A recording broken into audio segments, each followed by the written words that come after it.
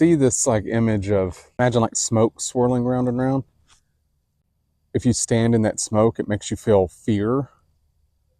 It makes you react in a controlling way, where you feel like you have to control the situation because you're afraid of what's going to happen, or whatever. Everybody has their own symptom to fear. It's like this swirling smoke, and if you get into it and another person enters it with you, then you actually go at each other because you both start being afraid, and that person becomes someone that's keeping you from the ways of protection, like control. Notice where I was like even praying to God, like, God, they are just being so controlling. And I felt the Lord go, well, what do you think you're being? And I literally was in the same mindset. I just couldn't see it. And as soon as that happened, I was able to kind of step out of it and go, okay, my goal right now is to not try to control anything. I need to go against this fear that's causing me to try to control it. And the way I was able to go against that, which is guidance from the Holy Spirit, was I would just say, hey, this is my feelings. This is what I think needs to happen. I understand your intentions are good and you're wanting good things as well. We're going to have to find a solution, but we can do this and we can do this together. And it just dissipated. All that smoke cleared and went away, and we were able to like speak heart to heart. What I realized was I need to change my mindset and say, okay, regardless of what happens, no matter what happens ever, I know I'm going to take that information, I'm going to process it with the Lord, and everything's going to be okay. I need to identify myself as one that's always going to stay in peace no matter what, because I have peace living within me, Jesus.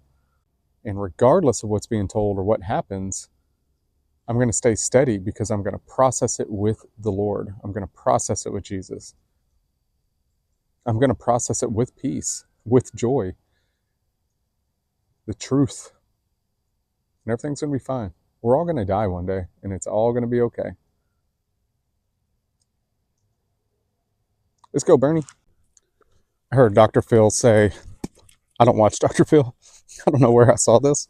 So there's just something about that person I really hate about myself. My dog is walking me today. And I think he was quoting someone else. So whoever you are that said that the first time, kudos.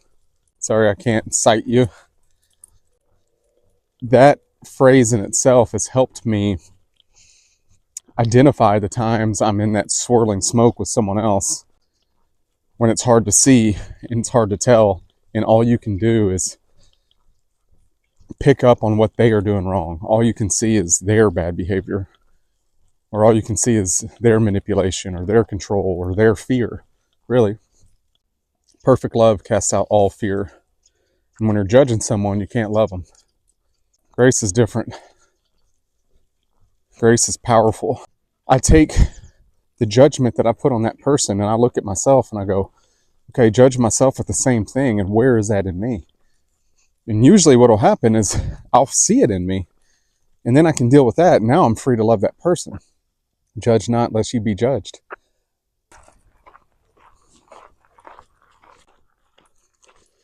I remember watching something else. It was just a reel on Instagram, I think. I guess man on trial, I believe he had just been convicted of murder, and the victim's family was there. The judge was allowing them a platform to speak to this man who had just been convicted of killing their daughter.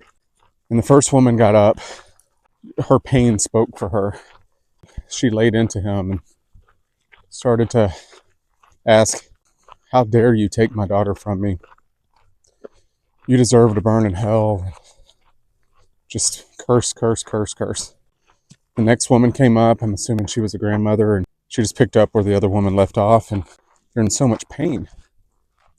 The man convicted of murder was just sitting there expressionless, eerily expressionless. And then this man gets up and he says, you have made this really, really hard for me to be the Christian that I know that I am. And this is hurtful, and it pains me to have this loss. And he looked at him and he said, but I forgive you. And that man convicted of murder just started bawling, just lost it. He just broke. And that's the power of grace.